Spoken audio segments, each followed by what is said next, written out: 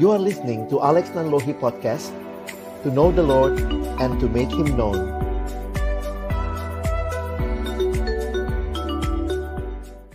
Mari semua kita memohon pimpinan Tuhan di dalam doa sebelum kita membaca merenungkan firman Tuhan. Mari kita berdoa.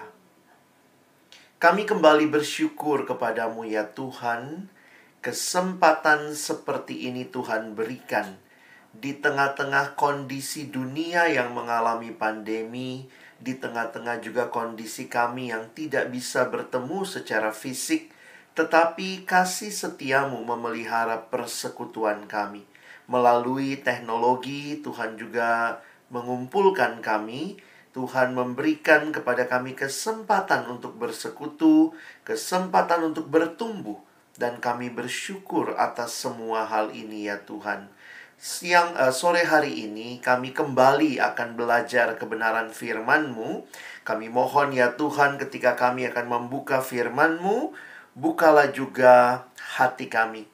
Seperti pujian yang kami katakan, open our eyes Lord, open our ears Lord, so we can see you more and more.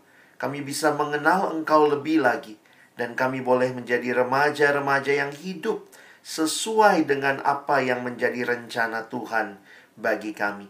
Berkati hamba-Mu yang menyampaikan, setiap kami yang mendengar, juga interaksi di antara kami. Tuhan tolonglah kami semua, agar kami bukan hanya jadi pendengar-pendengar firman yang setia, tapi mampukan dengan kuasa pertolongan dari Roh-Mu yang kudus, kami dimampukan menjadi pelaku-pelaku firman-Mu di dalam kehidupan kami.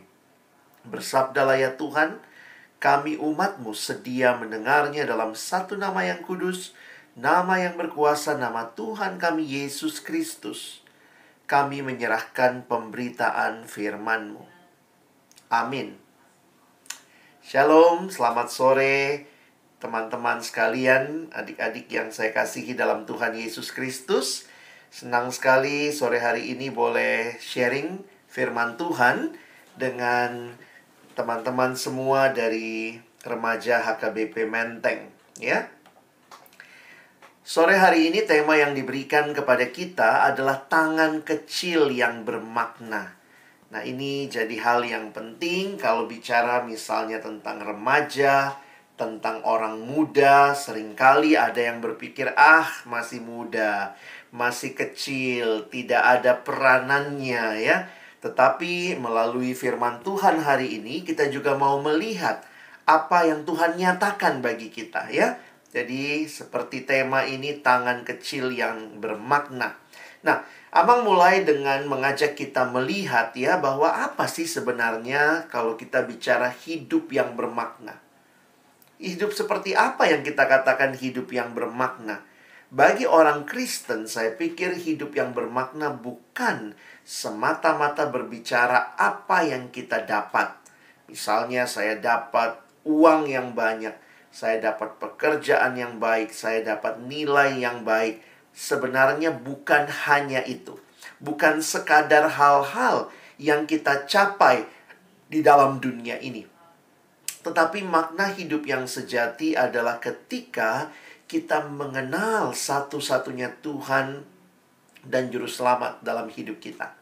Nah, ini bukan hal yang sekadar sebuah slogan kekristenan, tapi ini adalah satu penghayatan yang harusnya kita hidupi dalam keseharian kita. Jadi kalau melihat kembali kepada kehidupan kita, saya coba merenungkan begini, siapa sih Yesus ya? Apa yang dia bawa dalam hidup manusia? Perhatikan kehadiran Yesus di dalam sejarah dunia, bahkan membelah dunia menjadi dua bagian besar. Kita menyebutnya sebelum Masehi, atau dalam bahasa Inggris dipakai istilah BC, before Christ, dan sesudah Masehi, atau yang biasa disebut AD ya, dari bahasa Latin singkatan dari Anno Domini, tahun Tuhan kita. Anno itu berarti tahun, dari kata anno jadi annual, tahunan begitu ya. Lalu Domini berarti Tuhan. Jadi tahun Tuhan kita. What's so special about Jesus? Siapa Yesus ini? Apa yang begitu unik? Kehadirannya membelah dua sejarah dunia menjadi sebelum Masehi dan sesudah Masehi. Tetapi yang jauh lebih spektakuler tentunya bukan hanya kehadiran Yesus dalam sejarah, tapi dalam hidup kita sendiri. Waktu kita sudah membuka hati, menerima Yesus sebagai satu-satunya Tuhan dan Juru Selamat, Amang pikir itu adalah awal dari sebuah kehidupan yang bermakna. Karena itu dalam Alkitab seringkali digambarkan ada kehidupan yang lama dan ada kehidupan yang baru.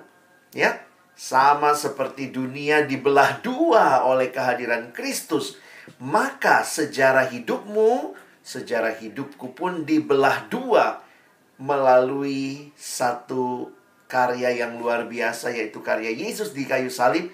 Sehingga kita bisa mengatakan ini a new beginning.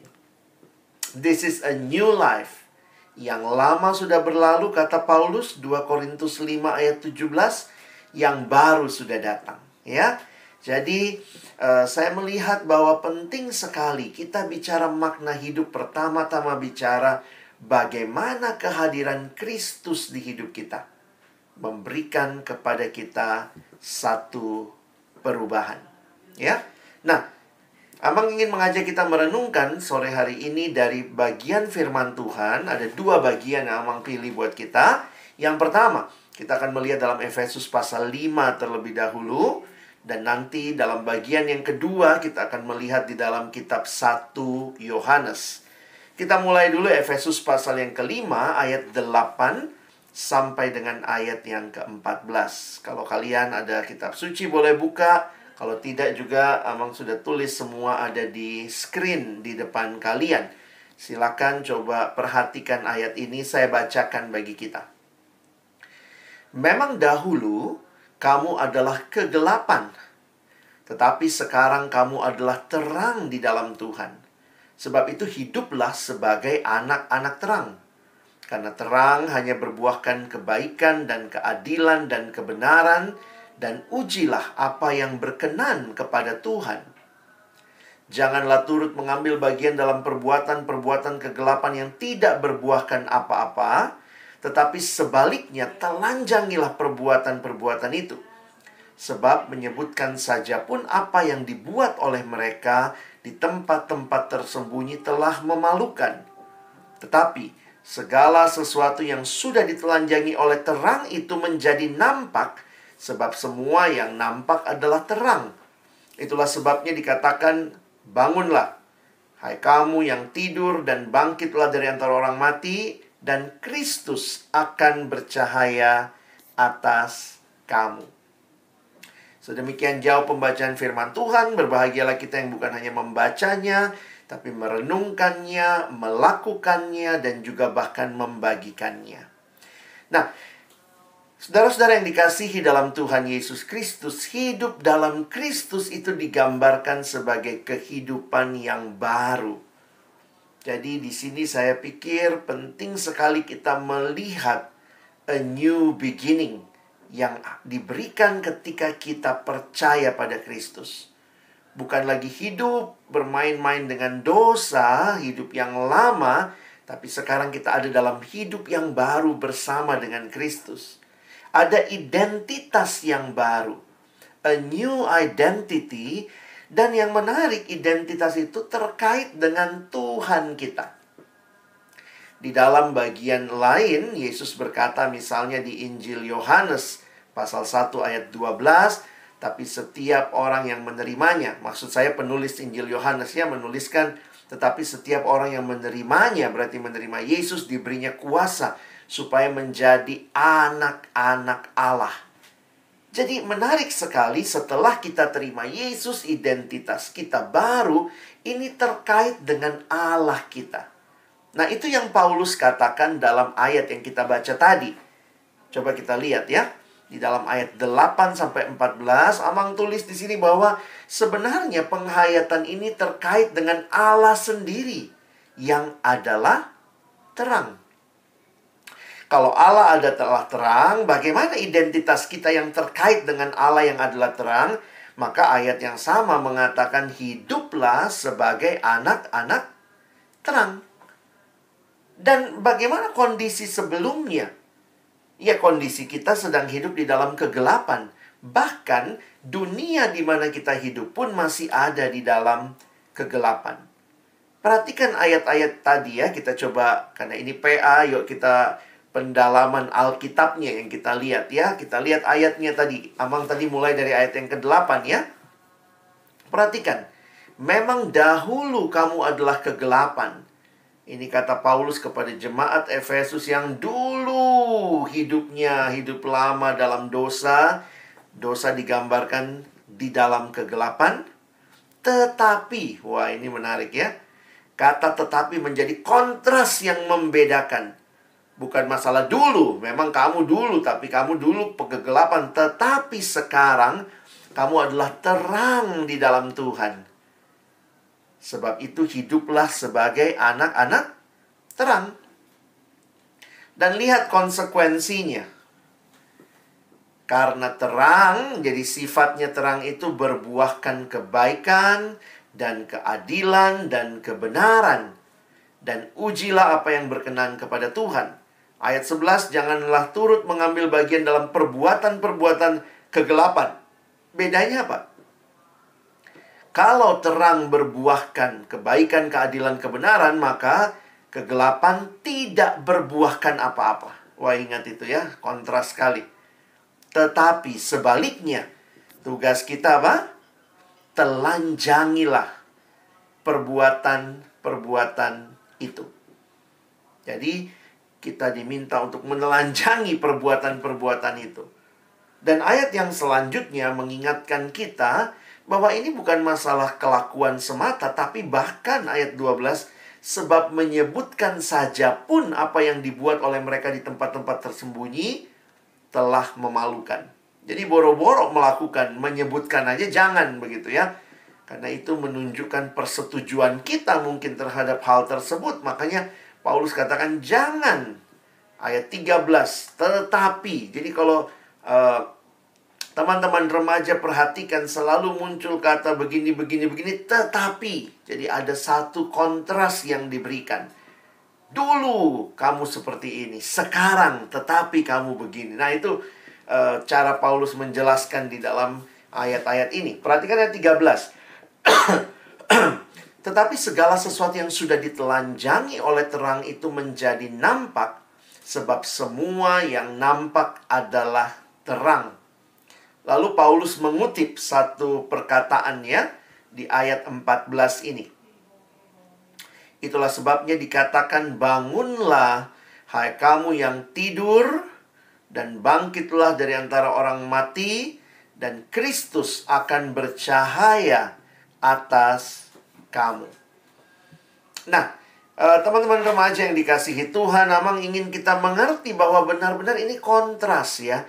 Dan kontrasnya ini yang kalau kita perhatikan menunjukkan perbedaan hidup yang dulu dan yang sekarang.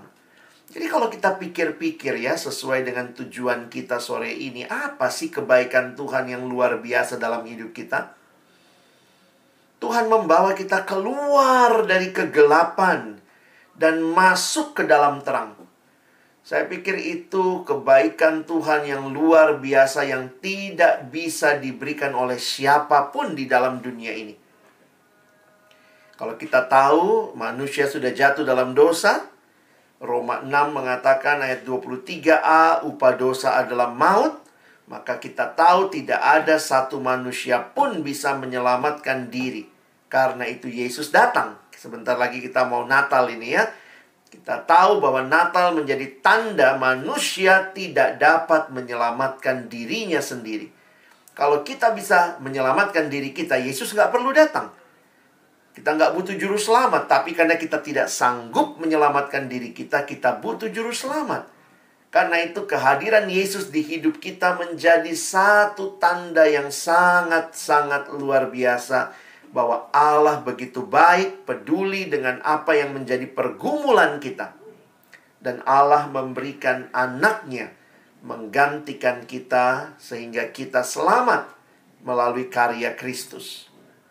Jadi mari lihat kebaikan Tuhan ya. Jadi kalau ada yang Amang ketemu pernah ada remaja begitu ya, tahu-tahu dia datang dan dia bilang, Tuhan gak baik sama saya. Dia panggil saya Kak Alex gitu ya. Tuhan gak baik sama saya Kak Alex. Terus saya tanya gitu ya, kenapa gak baik? Punya cerita, oh ternyata dia baru diputuskan oleh pacarnya. Jadi mereka udah pacaran, masih SMA masih SMP itu bahkan ya, kelas 3 kalau nggak salah. Saya bilang, waduh kau juga terlalu cepat pacaran. Belum waktunya pacaran ya, bersahabat dulu lah. Lalu kemudian dia marah, dia bilang, kenapa Tuhan izinkan saya sama dia?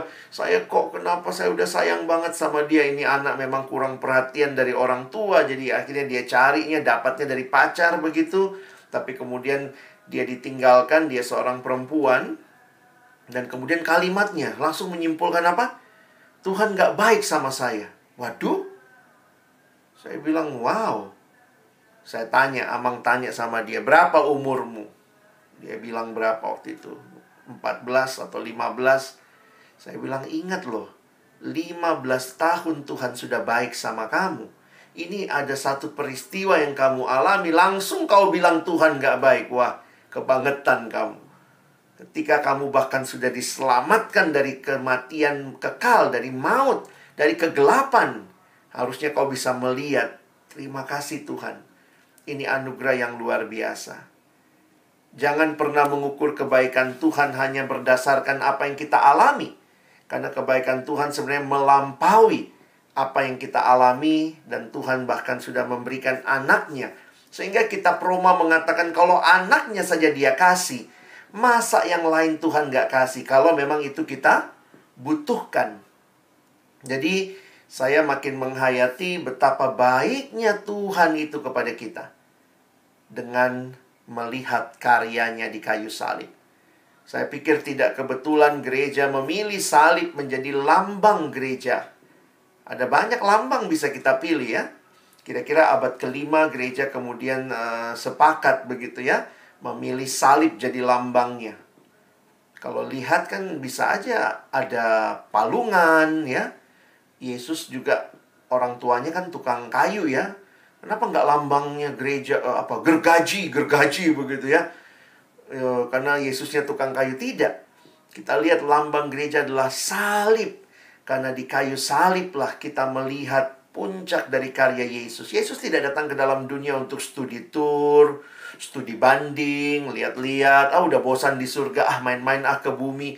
Yesus tidak datang untuk tujuan yang tidak jelas. Tujuannya jelas. Membawa engkau dan saya yang sudah mati di dalam dosa boleh alami hidup yang kekal. Karena itu puncak karyanya di kayu salib. Di mana Yesus bilang sudah selesai? Dia mengatakan sudah selesai di kayu salib. Berarti seluruh hutang dosa manusia telah diselesaikan. Apakah ini kebaikan Tuhan? Ya.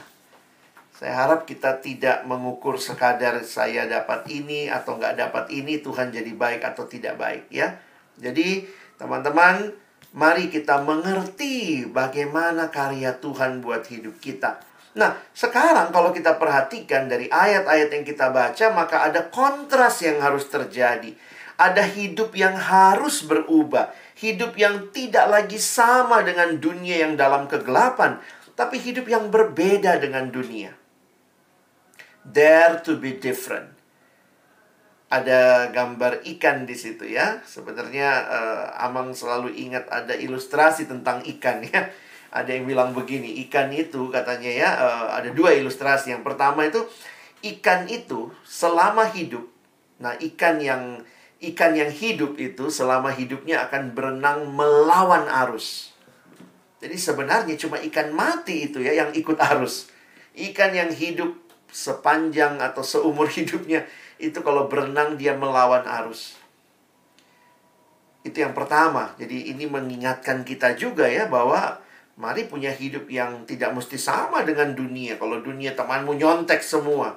Saya nggak tahu nih sekarang kalau online gimana tuh nyonteknya ya. Gimana itu? Apakah waktu online juga kita cheating begitu? Kita berlaku tidak jujur? Nah, kalian yang paling tahu karena Amang tidak punya pengalaman belajar online. Gimana ujiannya, gimana tesnya, bisa mainnya di mana. Tapi kalau kamu tahu, jangan kemudian jadi orang yang gak jujur gitu ya. Belajar tetap dengan jujur. Kalau mungkin guru bilang jangan buka buku, ya belajar jangan buka buku. Kalau bisa buka buku, ya bisa kita buka, tapi kita kerjakan dengan baik soal-soalnya. Jadi itu yang pertama ya. Ikan seumur hidupnya, kalau dia hidup, dia akan berenang melawan arus. Lalu yang kedua yang Amang ingat itu adalah tentang ikan di laut. Jadi menarik ya, ikan di laut itu, meskipun air laut asin, tapi daging ikan itu tetap tawar. Atau tidak asin ya. Wah, itu menarik ya. Jadi tidak ada alasan, habis semua teman saya porno sih Amang, jadi saya juga ikut porno. Loh, kamu punya pilihan. Ikan aja semuanya asin sebelahnya dia, tapi ya dia dagingnya tetap tawar. Kira-kira begitulah ya ilustrasinya. Mau mengingatkan, nggak ada kan orang pergi. Dari mana? Dari laut. Mancing apa? Oh iya, mancing ikan asin. Nggak ada itu. Ikan asin itu karena dia diasinkan. Jadi, jangan pakai alasan-alasan, habis semua teman saya ngerokok, jadi saya ikut-ikutan ngerokok, Amang. Kalau saya juga teman saya porno semua, pinjamkan video porno sama saya, jadi saya ikut porno. Kamu punya pilihan untuk hidup berbeda. Ya? Termasuk nanti ya, tadi Amang bilang juga ya, dengan caramu belajar. Tadi ya kita udah bicara belajar online itu nggak mudah juga ya, pasti melelahkan. Karena menatap layar dengan lama sambil belajar juga belum tentu menyenangkan begitu ya. Belum lagi bagaimana caramu bergaul. Seharusnya kita memuliakan Tuhan ya. Jadi kebaikan Tuhan kita responi dengan apa? Pertama-tama dengan perubahan hidup, ya. Jadi kalau kita sudah alami kebaikan Tuhan, respon kita apa? Ya udah, kita nikmati hidup yang baru yang Tuhan berikan dengan mempersembahkan yang terbaik, bukan lagi menikmati dosa, tapi menikmati hidup yang benar di dalam Tuhan. Apa buahnya terang tadi? Terang hanya berbuahkan kebaikan, keadilan, kebenaran. Jadi kalau bilang nyontek, ya nyontek udah jelas nggak adil, nggak benar, itu perbuatan kegelapan. Kalau kita meninjau perbuatan-perbuatan kegelapan itu bahkan dikatakan tidak berbuahkan apa-apa karena ujung-ujungnya tidak memberikan manfaat apa-apa. Jadi mari responi ya. Yang pertama, ketika Tuhan sudah begitu baik menyelamatkanmu, menyelamatkanku, respon utama kita adalah mempersembahkan seluruh hidup kita kepada Dia. Sekarang saya bukan lagi hidup dalam kegelapan, saya anak terang. Dan kalau saya anak terang, maka ada buah yang adalah muncul, keadilan, kebaikan, kebenaran. Ada seorang bernama Bapak Dawson Trotman, dia membuat sebuah ilustrasi, dia menggunakan gambar ini, dan dia memberikan nama untuk ilustrasinya sesuai dengan gambarnya. Dia katakan ini ilustrasi roda. Jadi dia menggambarkan hidup orang Kristen yang taat itu seperti roda ini. Wah, menarik ya kalau kalian lihat gambarnya seperti roda. Kalau kalian tahu prinsipnya roda, maka roda itu yang muter yang mananya? Menarik ya, roda itu yang muter ternyata porosnya. Ya. Jadi dia menggambarkan di pusat hidup harus ada Kristus. Makanya buka hati, terima Yesus, itu awal pembaharuan hidupmu. Dan kemudian setelah ada Kristus di pusat hidup kita yang menggerakkan seluruh hidup kita, dia menggambarkan ada dua jari-jari.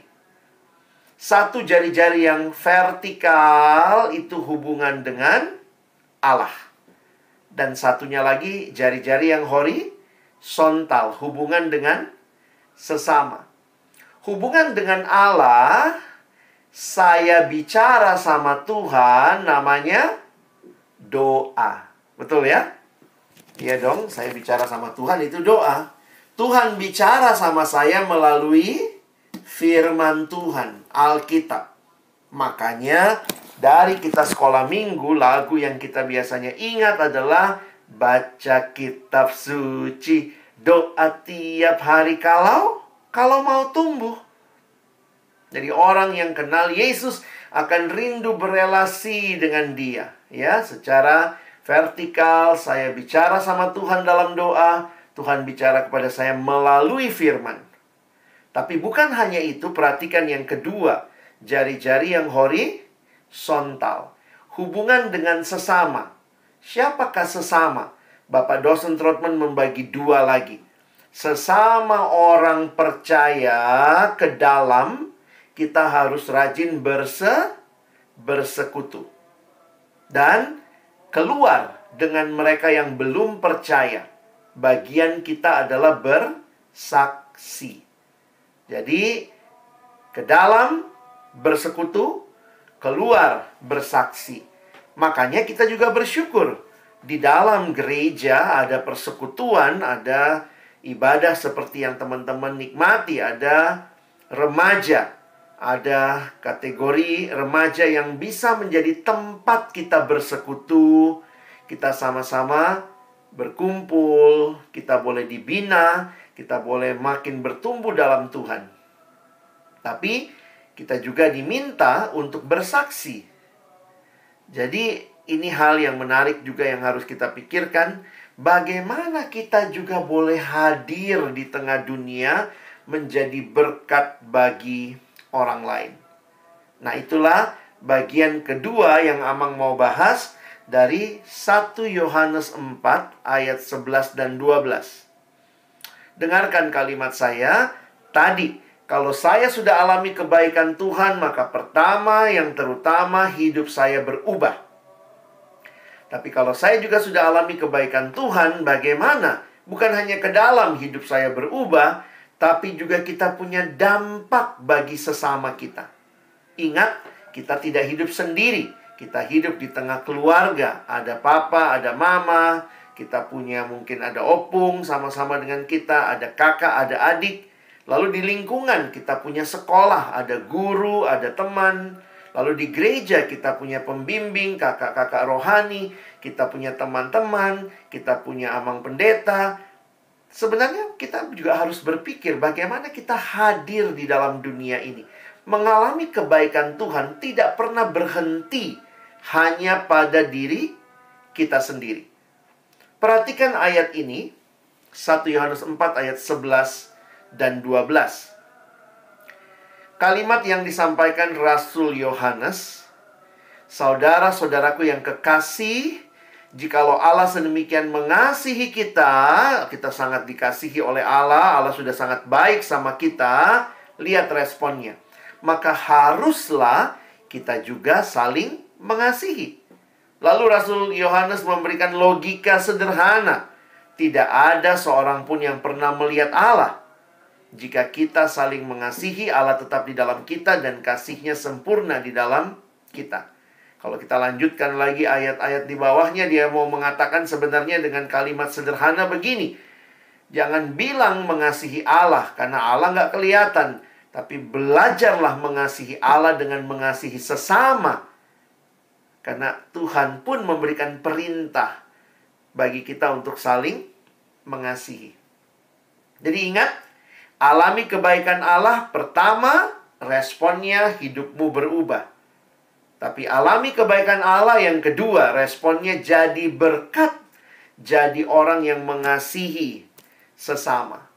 Karena itu kalau kita perhatikan di dalam Alkitab, saling mengasihi itu jadi bagian yang sering kali diangkat. Bahkan di ayat ini, kalau kita perhatikan saling mengasihi di antara umat Tuhan, God's love is seen in how Christian love one another. Bagaimana dunia tahu kita ini murid-murid Tuhan waktu dunia melihat bagaimana orang-orang percaya saling mengasihi. Sehingga seorang bernama John Stott, seorang pendeta almarhum, mengatakan kalimat yang indah ini. Sebagaimana ikan dibuat untuk air, umat manusia dibuat untuk kasih. Untuk mengasihi Allah yang pertama dan mengasihi sesama. Jadi ingat baik-baik, mengalami kebaikan Allah tidak berhenti di dirimu saja. Kamu berubah tidak hanya cukup sampai situ, tapi belajarlah juga mengasihi sesama. Karena untuk itu juga Tuhan menciptakan teman-teman dan saya. Kejadian 2 ayat 18, kalau kalian baca ayatnya, ini kalimatnya adalah tidak baik kalau manusia itu seorang diri saja. Ketika Allah menciptakan alam semesta ini, menciptakan manusia, maka kita membaca di Kejadian 1, semua dibilangnya baik, baik, baik, sampai puncaknya sungguh amat baik. Tiba-tiba di Alkitab kita pertama kali muncul kata tidak baik itu muncul di Kejadian 2 ayat 18. Apa kalimatnya? Tidak baik kalau manusia itu seorang diri saja. Jadi waktu saya memperhatikan, wow, memang sudah desainnya Tuhan itu untuk kita saling mengasihi. Untuk kita boleh mengasihi satu sama lain. Itu adalah apa yang Tuhan kehendaki. Karena itu mari kita belajar juga ya, untuk mengaplikasikan kasih kita melimpah kepada sesama. Ya, mungkin yang paling sederhana ya, di dalam rumah tangga, di dalam keluarga. Kalian punya orang tua, kakak beradik, sudahkah kita mengasihi mereka? Di sekolah, punya teman, bapak ibu guru, mari belajar menyatakan kasih. Kenapa? Kalau ditanya, loh kok kau mau menyatakan kasih? Aku sudah mengalami kebaikan Allah. Maka aku belajar mengasihi. Nah, waktu Amang cek ya di Alkitab kita, banyak sekali loh kata saling. Mungkin nanti kalian bisa cari ya. Karena kata saling ini menunjukkan apa yang memang rancangannya Tuhan. Tuhan mau kita saling menguatkan, saling membantu, begitu ya. Jadi di Alkitab tuh banyak kata saling. Kalau dalam bahasa Inggris dipakai istilah one another. Bahasa Indonesia ya langsung diterjemahkan saling ya. Coba lihat, ini beberapa. Bagaimana menerima satu sama lain, care for one another. Galatia 6 bilang carry each other burdens, bertolong-tolonganlah menanggung bebanmu. Terus ada lagi saling mengampuni, saling mengaku dosa, saling mendoakan, saling melayani. Teman-teman jangan pernah hidup hanya buat diri sendiri. Tapi ingatlah, panggilan Tuhan bagi kita hadir di tengah komunitas, di dunia ini, di dalam gereja orang percaya, bahkan di seluruh kesempatan kehadiran kita. Kurang banyak, ya. Kurang banyak ya. Nih Amang tambahin ya. Nah, nanti teman-teman bisa cek sendiri. Bahwa inilah yang Tuhan mau dari kita. Mengasihi satu sama lain dalam berbagai aspek. Saling membangun, saling menolong, termasuk saling menegur, ya. Jadi belajarlah kita juga. Jadi kalau lihat teman kita berdosa, melakukan yang tidak pantas, mari kita sebagai sahabat bisa menegur, memberikan encouragement. Nah, jadi teman-teman yang dikasihi Tuhan, hari ini sebagai aplikasi yang ingin kita pikirkan sama-sama, bagaimana kita mengasihi. Dalam konteks mengasihi sesama, Amang pikirkan beberapa hal yang juga bisa kita lakukan, ya.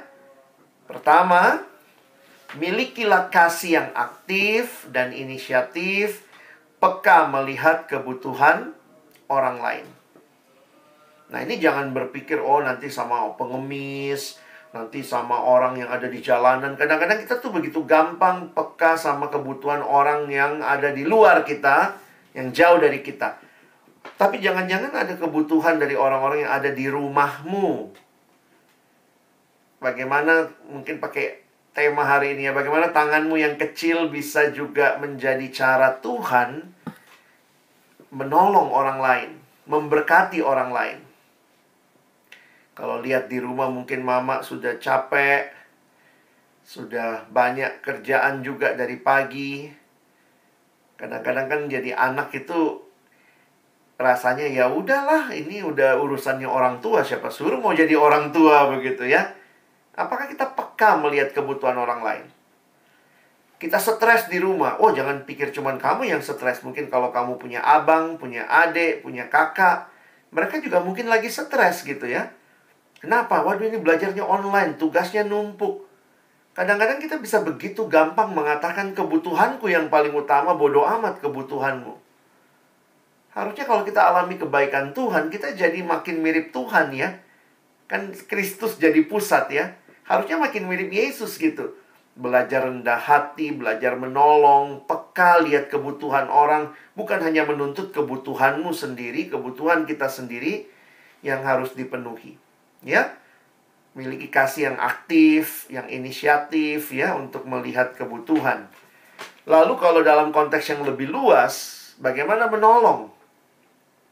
Seringkali orang kalau menolong langsung dia bilang, tapi saya nggak punya ini kak, saya nggak punya itu kak, saya nggak punya ini bang, saya nggak punya ini bang.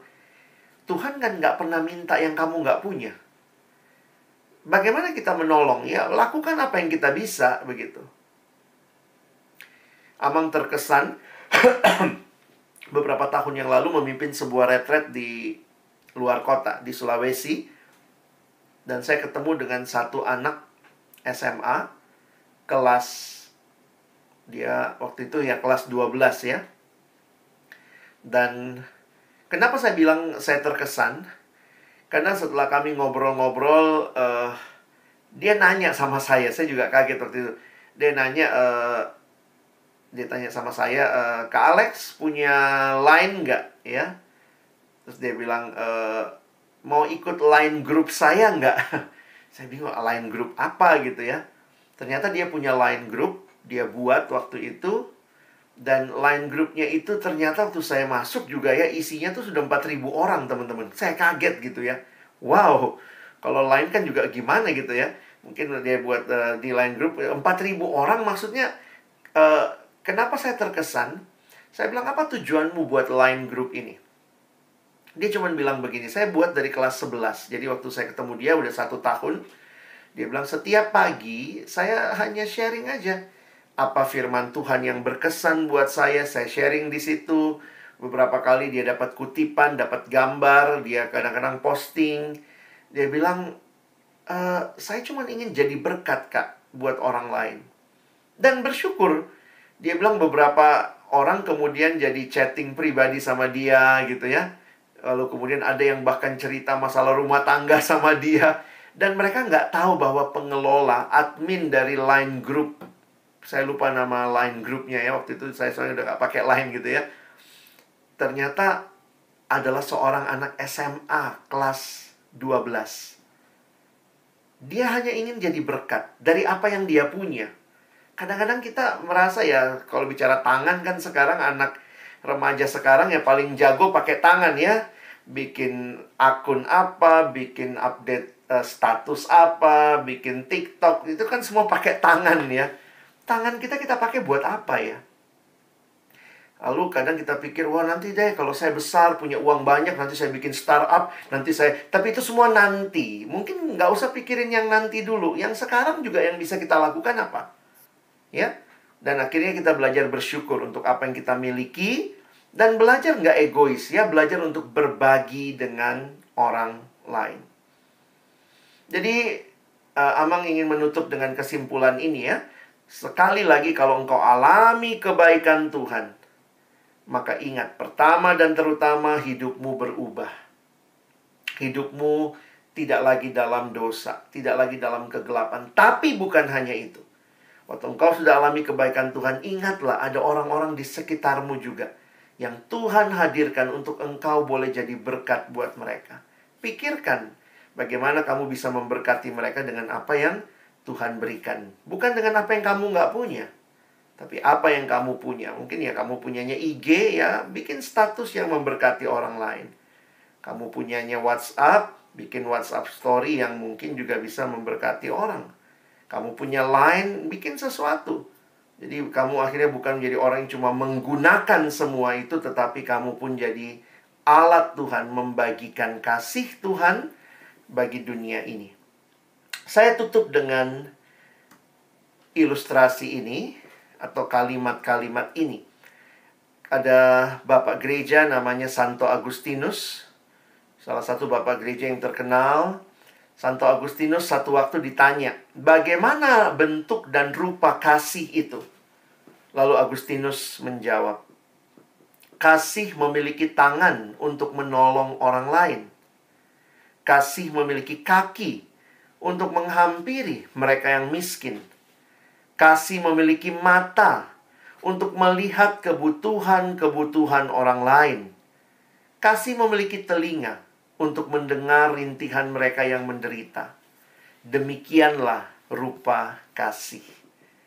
Waktu saya renungkan jawaban Santo Agustinus, saya pikir iya Tuhan. Mungkin yang orang butuhkan tidak selamanya orang membutuhkan uang kita. Mungkin yang dia butuhkan cuma telinga kita untuk mendengar cerita mereka. Mungkin dia membutuhkan tangan kita untuk menolong mereka. Jadi mari, dengan tangan yang kecil pun, kalau engkau sungguh-sungguh alami kebaikan Tuhan, tangan yang kecil menjadi bermakna. Kaki yang kecil menjadi bermakna. Dan kiranya remaja-remaja tidak berhenti menjadi berkat di tengah-tengah hidupmu bagi sesama, mulai dari keluarga, dalam persahabatanmu, di sekolah, di gereja, di mana saja nanti Tuhan tempatkan kamu. Amin.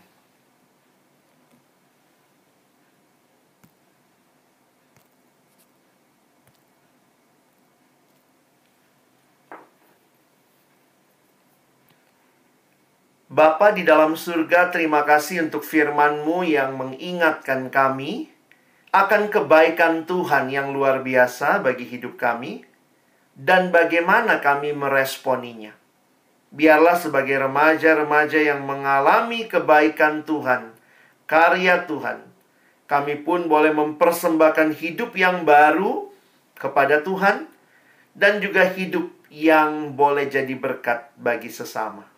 Tolong kami sekali lagi bukan cuma jadi pendengar firman, mampukan kami jadi pelaku-pelaku firman-Mu dalam hidup kami, di dalam masa remaja kami. Dalam nama Yesus kami berdoa.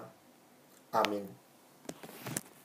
Bersyukur kepada Tuhan atas berkatnya yang sangat besar, yaitu Tuhan sudah memberikan kita dari kegelapan kepada keterang.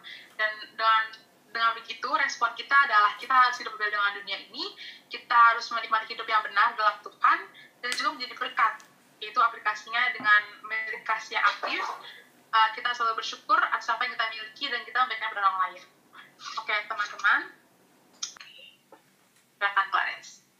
Amang, aku mau nanya, gimana caranya kayak kita tuh tahu kalau keputusan yang udah kita ambil tuh sebenarnya sesuai dengan apa yang Tuhan inginin, walaupun dalam kita menjalaninya itu pasti ada banyak batu dan yang lain-lain ya. Maksudnya kayak gimana caranya kita tahu kalau ini emang udah keputusan yang tepat gitu, Amang.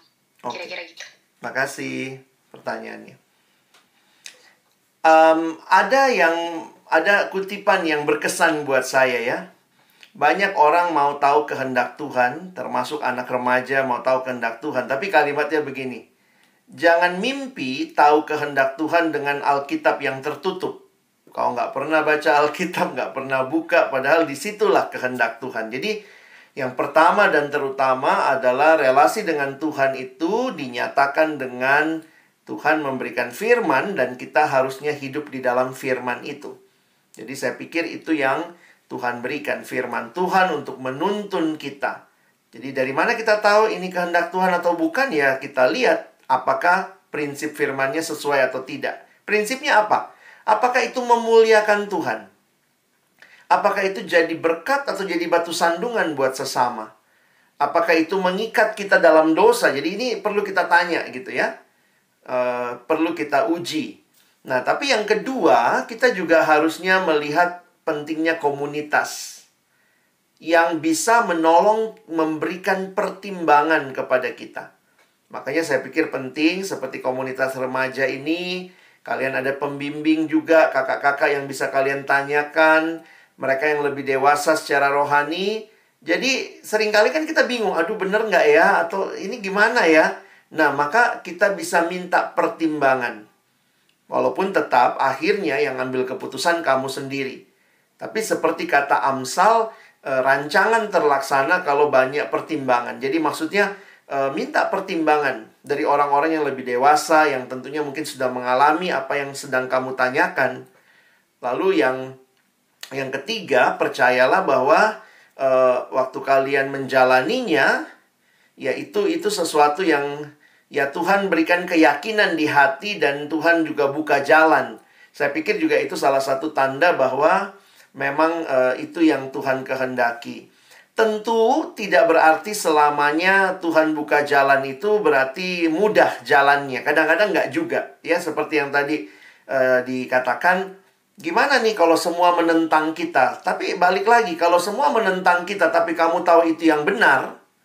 Misalnya nih, kamu nggak mau bolos. Semua maunya bolos.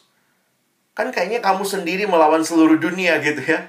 Tapi kalau kita tahu itu benar, maka kita pegang prinsip kebenarannya dan belajar untuk, ya Yesus sendiri bilang, mari sangkal diri, pikul, salib, ikut aku. Jadi memang dunia ini kadang-kadang begini ya. Sekarang kebenaran itu jadi kayak tergantung mayoritas. Semua bilang oke, apakah itu jadi oke? Saya pikir enggak, mesti cek dulu di Alkitab bilang apa. Semua bilang nggak apa-apa lah nyontek gitu ya, biar nanti nilainya bagus, sekolah juga peringkatnya naik. Ya, apakah itu benar? Kalau semua teman saya melakukan, bagaimana dengan saya? Nah, teman-teman punya pilihan untuk tidak memilih itu kalau tahu itu nggak benar. Jadi memang belajar memilih dengan prinsip firman, tanya sama orang-orang yang lebih dewasa dan lihat bagaimana Tuhan memimpin kamu. Mungkin begitu ya.